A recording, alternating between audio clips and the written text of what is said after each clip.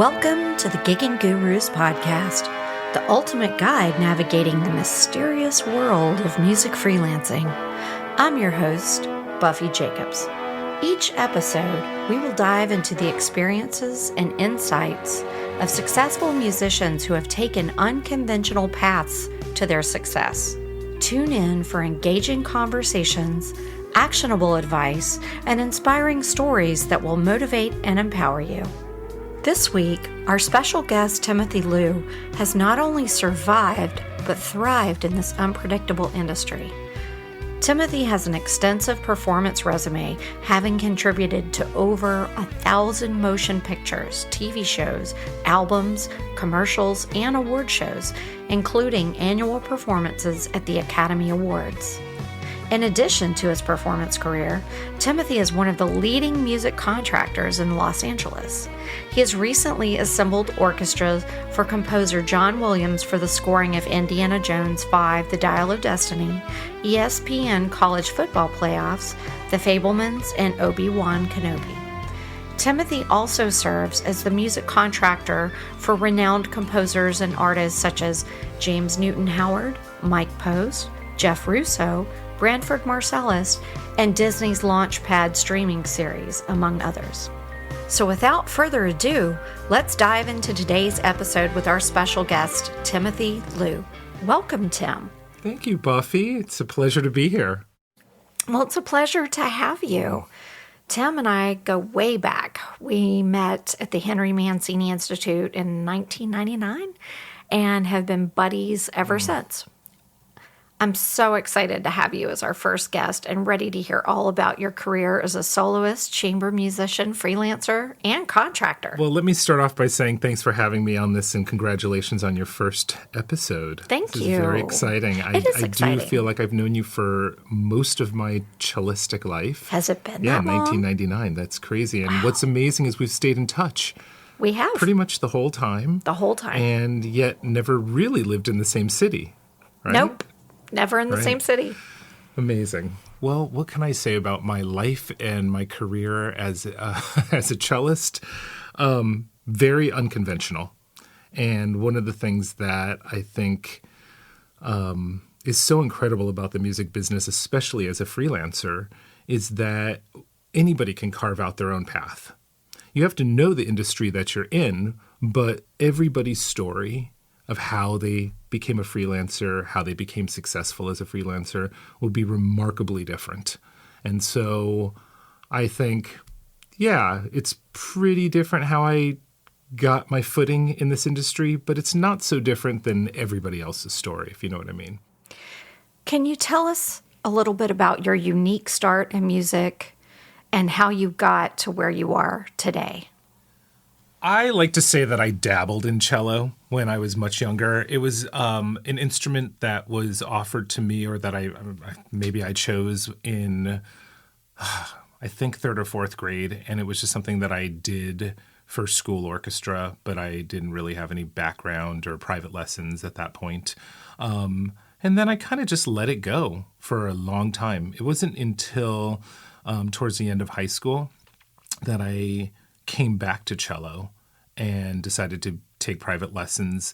I was actually at that point really inspired by a video that my father had sent to me of Yo-Yo Ma playing Haydn Concerto with John Williams conducting the Boston Pop Symphony.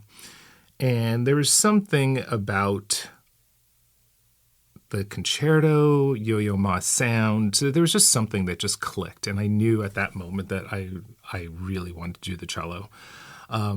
So my parents got me private lessons with a wonderful teacher. This was about 2 years prior to needing to apply for colleges. I had a great teacher. She really laid out the plan for what I needed to do to be able to audition for music schools. Who was your teacher? Her name is Barbara Worth, and she's a great private teacher in the Bay Area in San Francisco, which is kind of where I grew up. Grew up all over the country, but that's where cello really took flight for me. I would say on a daily basis, I was practicing anywhere from 4 to 6 hours consistently. So that was throughout 11th and 12th grade. I was not a model student by any means academically. I really did not do very well. My focus was 100% cello. I couldn't get enough of cello.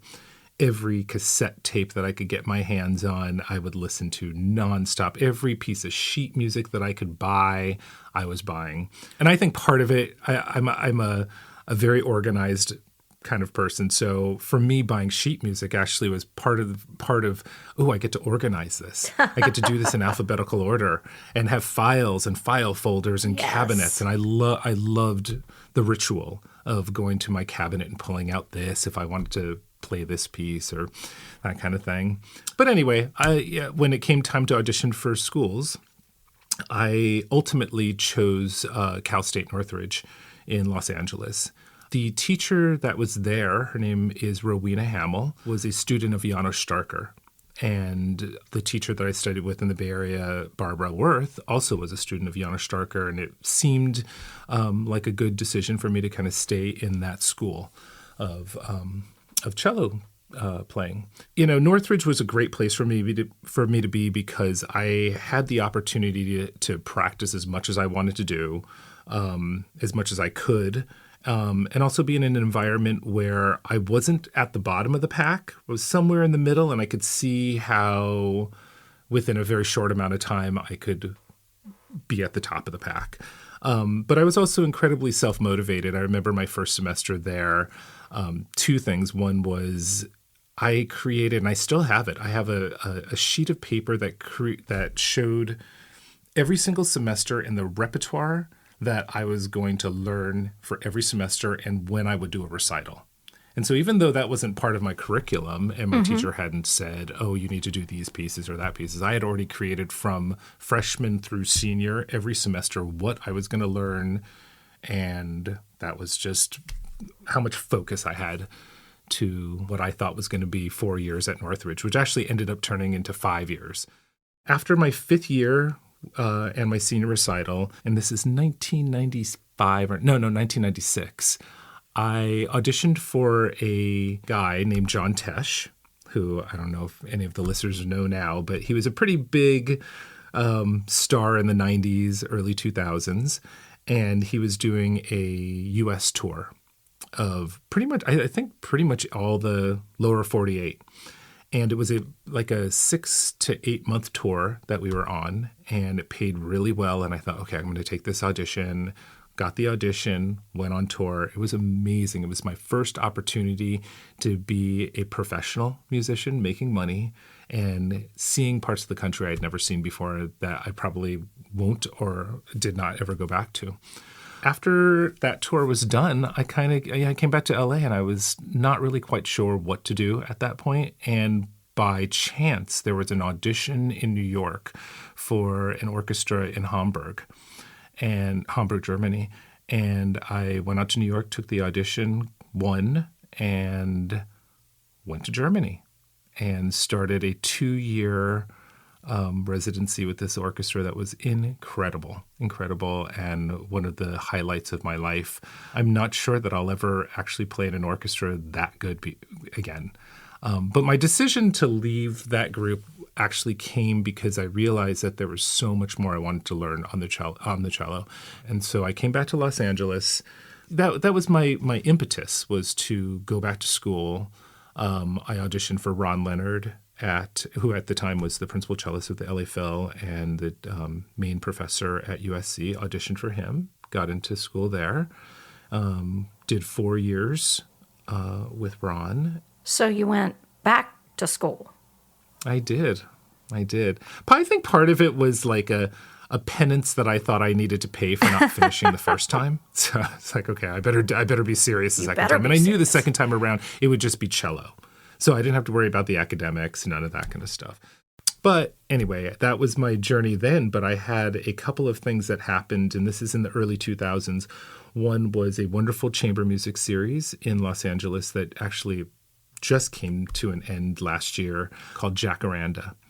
And the artistic director, Patrick Scott, and his husband, Mark Hilt, approached me and my quartet at the time, called Denali Quartet, to become the quartet in residency at Jacaranda.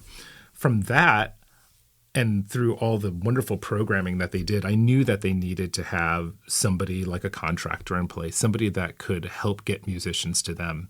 And I loved what they were programming, and I knew that I could kind of cast the right people for the right pieces. So really, that was that was kind of my first real intro into contracting on a bigger level.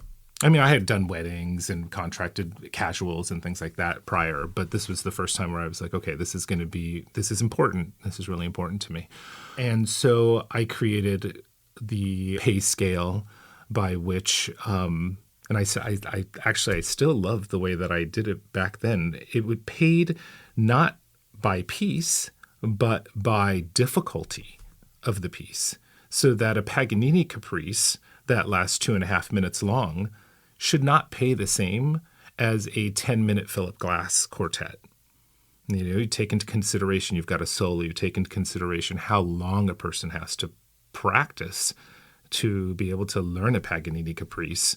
So I was trying to consider all of these things, and I think that way of thinking really put me in place, or put me in a good position to understand union contracts, which came later on in my life, because I was basically creating my own quote-unquote union contract through that series.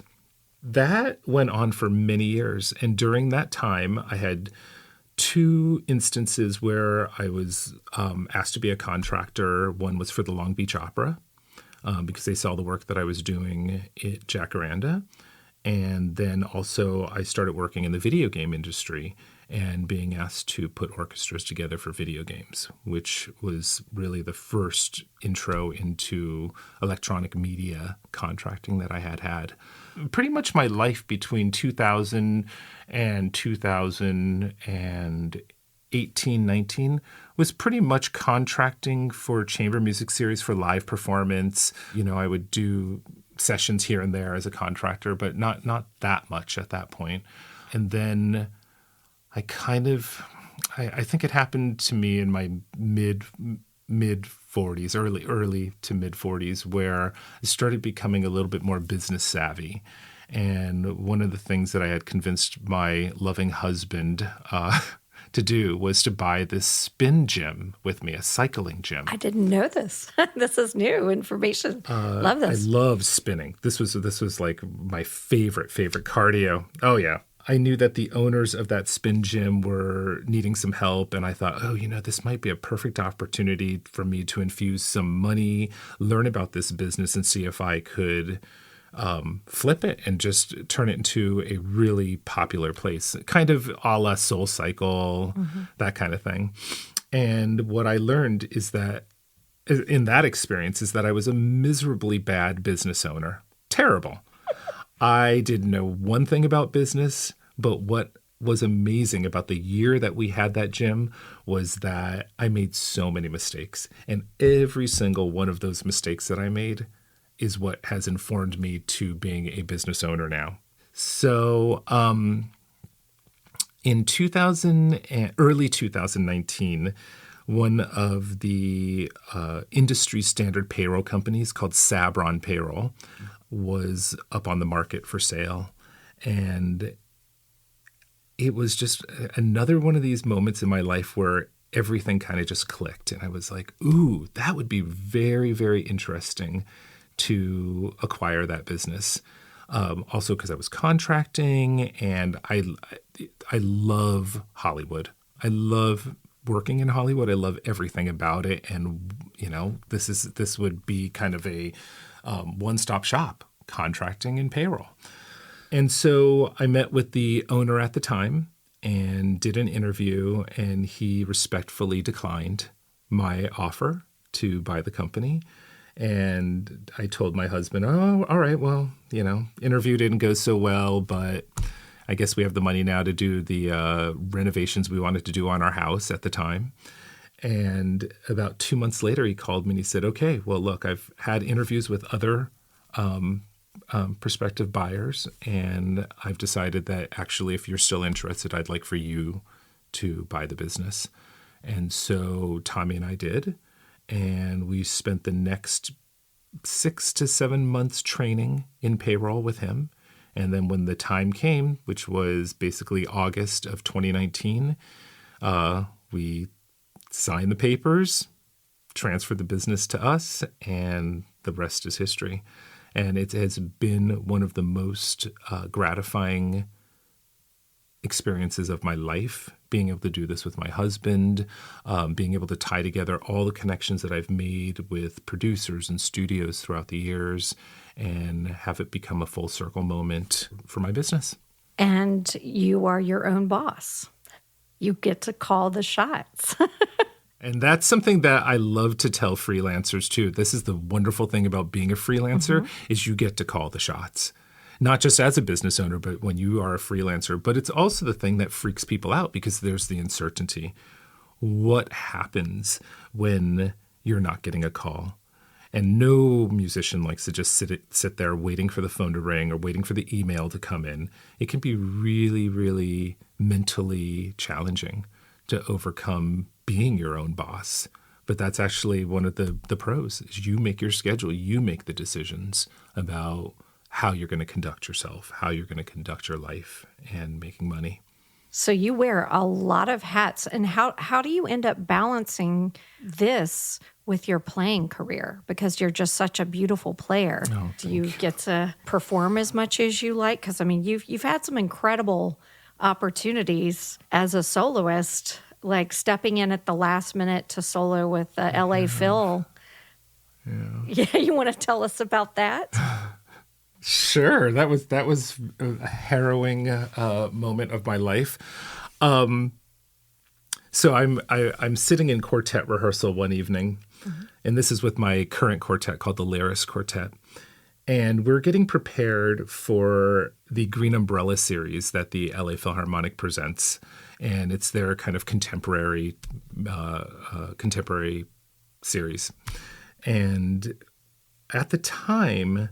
We had, I think the repertoire had been chosen for us that we were going to be presenting for Green Umbrella. And it was with Susanna Malki, wonderful conductor. And she was also appearing the week before Green Umbrella to conduct the LA Philharmonic. And so we were in the throes of rehearsing some very difficult music. And there was this one evening where Shalini, the second violinist of the quartet, had said, "Hey, did you see this email from the LA Philharmonic that came to our Lyris Quartet box asking you to play a concerto with them?" I said, that cannot be right. You mean like to sub in the orchestra, right? Not to be the soloist. And she said, "No, I think this is what this says, so you should call them." So I leave the room, call the artistic administrator at the time, and they said, "Yes, in fact, the soloist has dropped out and rehearsals start tomorrow." And I'm thinking, okay, well, one, this is an incredible opportunity. I don't know what concerto she's going to tell me it is, but whatever it is, I've got to make this happen. And she says, "Well, it's the Bernd Zimmermann cello concerto." One, I had never heard of Bernd Zimmermann. And I said, "Okay, you got to send me the music like right now." So she sends me the PDF of the score. I'm looking at the thing and I'm like, oh, there's no way. There is no way possible that I can learn 5 movements. 5. Of which one of them is 5 movements. Yes, 5 movements. One of them is a full-out cadenza. And this has got to be ready for rehearsal tomorrow? Like, that's not going to happen. So we had, and this is like 9:00 at night. So we're having conversations. I'm also like going back and forth between rehearsing with the quartet, and I'm just standing outside our rehearsal room trying to figure out how to make this all happen, right? So I had come up with this idea. Look, there's 5 movements. If we can find 2 other cellists that we can split this work up with, then maybe this is possible. So we had come up with the idea of having Eric Byers, who is the cellist in the Calder Quartet, and Ben Hong, who is the assistant principal or the second chair of the LA Philharmonic. And they agreed that they would also be part of the project. And so I called the two of them and said, oh my gosh, I can't believe we have to do this tomorrow. This is crazy. But I'm in quartet rehearsal right now. So why don't you guys talk about what movements you want to take, and I'll take whatever's left over.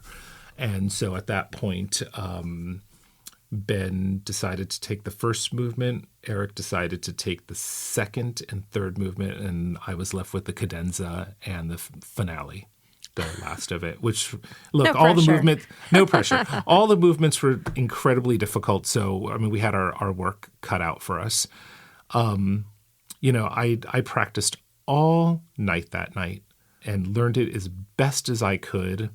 Show up to Disney Hall, the three of us sit down with Susanna Malky, the conductor, and she says, okay, look, the first rehearsal, thank you so much for coming in. Don't worry about having to do any performing right now. What I want to do is just have the orchestra up here, you guys up here, and you're going to listen to a recording of this. We're all just going to listen to the recording together. Okay, great. Awesome. So we're on stage listening to a recording of this piece. I'm freaking out because I'm thinking, oh my God, this is how this goes. I don't know how I'm going to get this ready. And at this point, I think I've got 2 more days before the first Friday performance, and there's a Saturday performance and then a Sunday performance. And we listened to the recording with the orchestra, and then she calls us into her office and says, okay, individually, these are the parts of the concerto that I need you to focus on. This part doesn't matter as much because you're going to be buried under the orchestra, but this part, you got to make sure that it's really good, And so it kind of gave us a roadmap to how to present the piece. And I remember I called Tommy and I said, okay, this is what's going to happen. I'm going to just stay at Disney Hall for the next 2 days. And I'm just going to hold myself up here, live here and just keep practicing and practicing.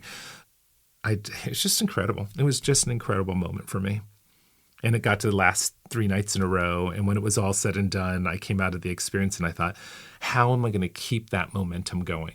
How do I keep that energy going? And the answer is, I didn't. I was so tired after that. I think I slept I'm sure. For days. Like I think I encountered you right after all of that had occurred. Like when I was on tour and I got to visit, we spent time together. Yeah. And I was just running around with you, running errands, like watching like a day in the life of Tim and Tim's animals, like Shelly and the chickens and all of that stuff. No, I just think that's great. But I love that you've had a very well-balanced career. A lot of people can't manage that, but you definitely have had it all. Like you are a contractor, you are a soloist, you are a chamber musician, and you are a freelancer. That's incredible. I get a lot of energy from doing all of that. So even though I may not sleep the normal amount of hours that I think one is supposed to sleep, maybe it's FOMO of life. I am always afraid that I'm going to miss out on something really exciting. So I just wake up crazy early in the morning. I love beating the sun to rise. It's my favorite part of the day, is just like 15 minutes before the sun rises and then getting to see it rise. So I know that I'm ready to go. The minute I wake up in the morning, I'm pretty amped and ready. Of course, by the end of the day, end of the night, I'm like, wow, that was a lot in one day. But I'm really lucky to have the teams that I have, whether it's at the payroll company or contracting.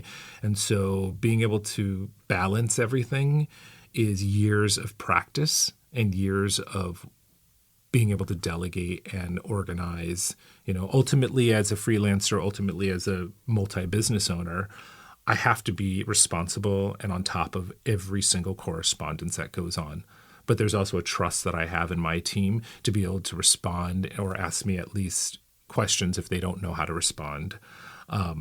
But I think a lot of times people look in from the outside into my life and go, God, I don't understand how you can mitigate and handle all the different responsibilities. And honestly, for me, it's been a buildup for the last 15, 20 years. I've just added little things incrementally all along the way.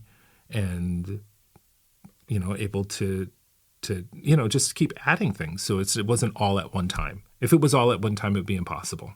And for people out there who are balancing the same kinds of challenges. Do you have any advice as far as like self-care? Like, what are the things you do to make sure that you don't go insane or take it out on your partner? Because obviously you have a very loving partner who supports you through all of this, and is very supportive. I'm sure they get. Let me step in and say he tolerates. He tolerates. It's important. Life is this huge balance of career. You don't want to lose your sense of self, but a lot of us know that juggle these different hats. It very much is a part of our sense of self. Sure. Well, what I can speak on regarding that is that throughout my life, I've had very strong goals and I think a general direction that I wanted to go. But it all was, the header to my life has always been cello. So no matter what path or, side street I took, cello was always going to be the thing that I could come back that I knew was stable.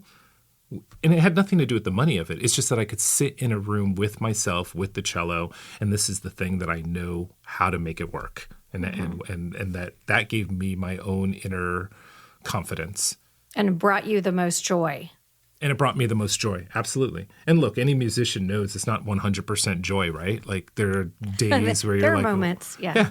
Why am I doing this? Why am I learning this piece? I can't play, but those are the fun hurdles that you go through as a musician.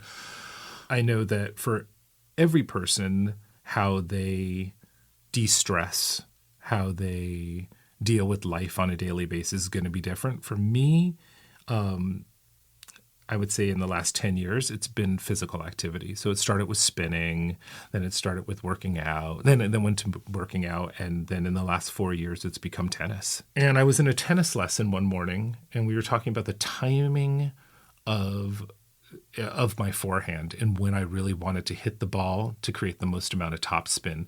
And my coach had said something about the timing, and I can't remember exactly what it was, but I remember the motion that I had to make that ball do what I wanted to do when I hit it with the racket. And all of a sudden something clicked. And it was about the timing of the shift that I had just realized through learning this motion with the tennis racket and the ball. So as soon as that lesson was over, I went home and I got on the cello and I was like, okay, I'm going to try this out in the timing that I just learned in tennis. And that shift was there. Wow. So I knew that there are connections. Yeah. For me, everything's about the connection. So if I can learn a skill and apply it to something else, fantastic.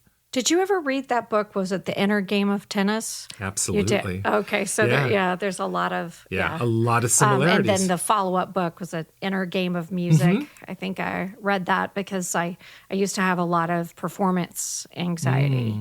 I read that book a while back, and the whole section on body awareness helped me to get rid of like the handshakes. Sure. I don't have that issue. That's amazing. Anymore. So that's really cool that you made that connection. Yeah. So we've been talking a lot about your career path and your portfolio of skills and how you balance all of these roles. Let's kind of move on to the second part of the show. Sure. Your industry insights, networking. In your opinion, what are some effective ways of building connections? Technology really has changed so much of how networking works, whether it's LinkedIn or Instagram, Facebook, social media, all of that kind of stuff. But I think at the end of the day, especially for musicians, there's nothing that speaks more volumes than personal face-to-face interaction. Whether it's playing chamber music parties, meeting people on a job and keeping in touch with them, you really, especially for a contractor, when contractors are thinking of musicians, first and foremost, what goes into their head is who have I already been hiring? Who works well in these on these jobs.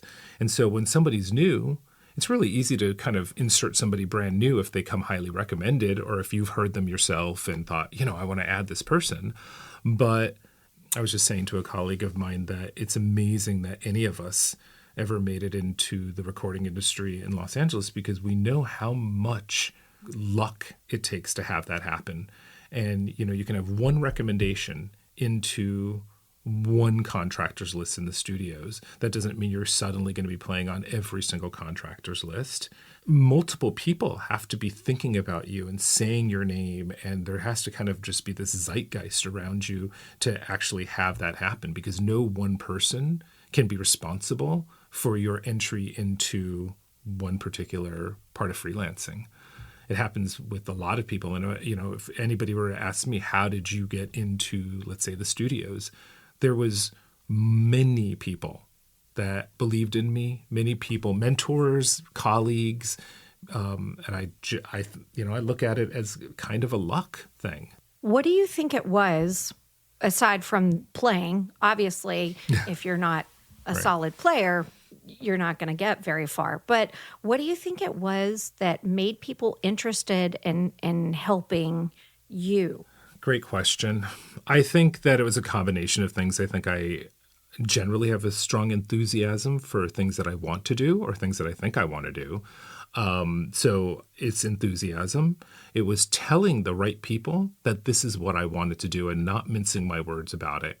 Because you can say to somebody, oh, I'd like to go play for you. Somebody who has influence, let's say a principal musician. Great. I'd love to hear you play. But if there's no intention behind it with saying, I want to play for you because I would love to be part of a list that works in the studios. If you don't have that, if you're not being direct about it, then... So being straightforward. Being straightforward about it, yeah. Yeah.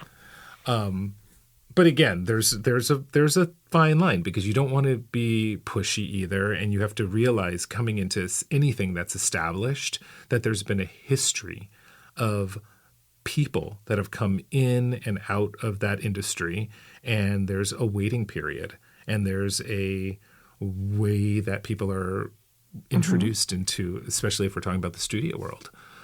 So I knew that even if I got my toe in the door, for me personally, it wasn't going to just suddenly be a open door of studio work. It was going to take years to develop trust, for my colleagues to develop trust in me, that I was somebody they wanted to have around. Yes, Buffi, you mentioned you have to be a good player. Yes, that is minimum walking in the door. But at the end of the day, do these people want to work with you? A lot of the younger folks that are up and coming, like you definitely see this aggressive, like, I want to work, I want everything, I want it all now. And it's great that they're excited and enthusiastic about things, and that plays to their favor. But at the same time, there are no shortcuts in the circles that you want to be in. That's what I feel. Musicians can be very judgmental about how one should get in and how one shouldn't get in. But look, at the end of the day, everybody, again, has their own route.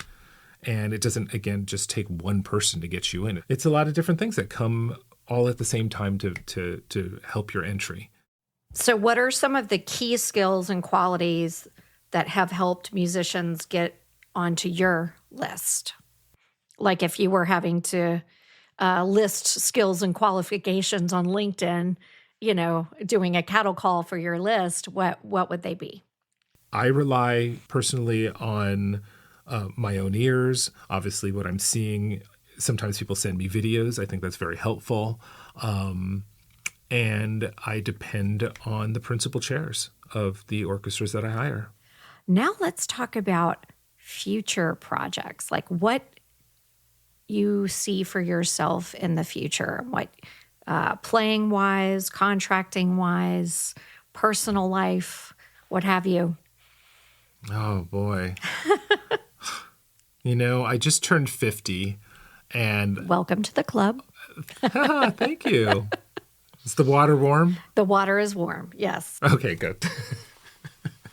As a contractor, I'm always looking for and excited about the opportunities to meet new composers who want to record for motion picture, TV, film, records, all of that kind of stuff. I think it's so fun. And you do it all, right? Do.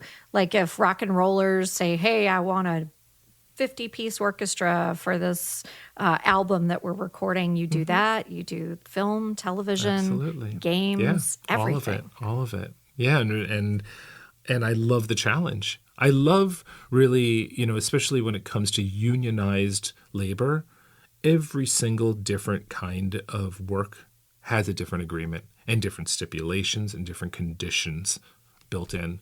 And one of my favorite things is to learn all of that. And I've come to realize the reason why I love learning it is because I love to teach it. So part of owning my payroll company is getting to teach all the different contracts. One of the things that I've always thought is important, especially to people who are consistently working in freelance, is how many people, from the moment you get a call or an email to go to work, to the moment that check arrives at your doorstep, how many people have actually thought about you and handled to make sure you get paid. When it comes to the studio world in Los Angeles, literally, from the moment the contractor and their team thinks about you to the moment that the USPS drops that check off at your house, no less than 20 to 30 people have handled your name, your business, and your money. That's a lot of people thinking about you to make that happen. And I think that can be a really good sobering thought for a musician who forgets that there's a lot of things and a lot of moving pieces to make sure that you are employed as a musician, and helps you not take something for granted, helps you not feel entitled to the work, because everybody's just trying to make something happen. There's definitely something to be said about being brand new to a situation, right? Like, if I'm hiring somebody brand new, I'm expecting that I will not have drama with that person. And the drama can be various things, right? Showing up late, not getting along with your colleagues, playing when you're not supposed to be playing. But these are things that, as a musician, should have been taught early on. As a contractor, will you have difficult conversations with people? I always have the difficult conversations, because for me, they're not difficult conversations. I actually have had really good people and really trusting people tell me things, and I thought it was really helpful. So for that, I'll do the same for the people that work for me. Yeah. If there's a situation that needs to be spoken about, I'm not going to just sweep it under the rug and not use the person again. I'll let them know. The worst conversations to have are the ones that are out of a musician and a contractor's control. It's somebody who has said, I don't like to have that person in the room anymore. And so, unfortunately, you have to make a decision. For me, I'll call the musician and say, this is what happened, and it's nothing personal, but you just won't be getting this call anymore. I also want to say that, in the few times in my career that I've had to do something to that effect, I am also saying this is one job. This does not mean the end of everything. It may feel like it's the end of everything because you've just been let go off of something, but there's plenty of other jobs to have, and I have other jobs that I'll put you on. For me, I haven't had really a situation where I was like, I will never work with this person again. That just has not really happened. We also have a really amazing community here in Los Angeles. The quality of musicians is incredible. Every day that I contract something that I'm not playing on, it is an honor for me to sit in front of that orchestra and listen to it happening. When I started contracting for John Williams, I knew that I would not be playing in the orchestra anymore, as I had been doing in previous years. To sit in front of the John Williams Orchestra and watch them score Star Wars, Rise of Skywalker, or Indiana Jones, or any of the numerous projects that I've worked on with him is incredible. And I know what an honor it is for me to not be playing and to be standing there listening to it go down. It is insane how good the musicians are. And they're seeing the music for the first time, and working with John with no click and creating a score to an iconic film. Like it's all almost impossible for me to even understand and accept that's that I've been able to stand there and watch it happen. It's incredible. Are there any special experiences you can share? I remember actually the final day of scoring of The Rise of Skywalker, and every single person from Lucasfilm, Disney, Bob Iger was there, Spielberg was there, George Lucas was there, Mark Hamill was there. Everybody came to that final day. And one of the things that, and I don't remember how it all went down, but one of the things that John had decided is that they were going to pull out the music from the original Star Wars, the opening scene. And that would be his final time conducting the Star Wars fanfare. And there's some great behind the scenes footage of that's on YouTube. And I remember sitting there. I mean, there was not a dry eye in the room. Not one musician had a dry eye. And part of that for Los Angeles musicians, especially John's orchestra, was it was the end of an era for that film. There would be no more Star Wars with John in that capacity. Now we were going to move on to Indiana Jones, a whole other thing, right? But for Star Wars, that was the end of that era for John. And what it meant to the musicians, especially to the musicians who had been with him since Jaws, was something that was so deep. You know, they've had a relationship with this composer for longer than I've been in the business. So it meant so much. So the composer actually has a list of musicians that he requests. Mm-hmm. Yeah, I mean, it's a collaboration between the contractor and the composer. So, you know, when you're working with somebody who's been in the business as long as John, there's an inherited list that I work with. But there's also a conversation that I'm having with John about, you know, bringing in some new players and, you know, stuff like that. So it's a collaboration. If you're working with a composer who has never worked with a certain team of musicians in Los Angeles, it's the duty of the contractor to supply the orchestra, and that becomes a list for that composer. So every time that composer has a job, you are part of that list. And look, like we were talking about, how do you contract? I mean, in Los Angeles, I probably have somewhere between 40 to 60 different musician lists that I use for different composers, different jobs. They're all very different. Thank you so much, Tim, for sharing your incredible journey and your valuable insights with us. Thanks, Buffi, and thanks for having me on your first episode. And lots of congratulations, and I can't wait to hear the other guests too. Aw, thanks, Tim. It was a pleasure, really. We hope you enjoyed this episode of the Gigging Gurus. If you have any questions, comments, or suggestions for future guests, please reach out to us on our socials. Don't forget to subscribe, rate, and review us to help us reach more freelancing musicians. And now, in the spirit of Terry Rosen from Inside Jazz, I'd like to close the show with a few words of wisdom. Be kind to your friends and family, your neighbors and your pets too. And remember, everything's going to be all right. Until next time. This episode was produced by Buffi Jacobs, audio engineering and podcast mix by Bach Norwood. As many of you may already know, recent wildfires have devastated parts of Los Angeles, affecting not only homes and communities, but also the livelihoods of countless musicians.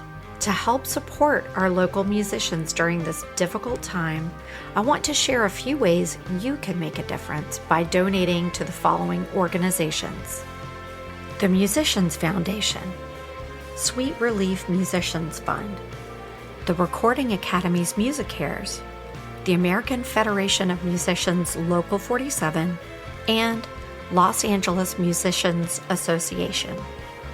Every donation, no matter the size, can make a significant difference. Together, we can help the Los Angeles community of musicians recover and thrive.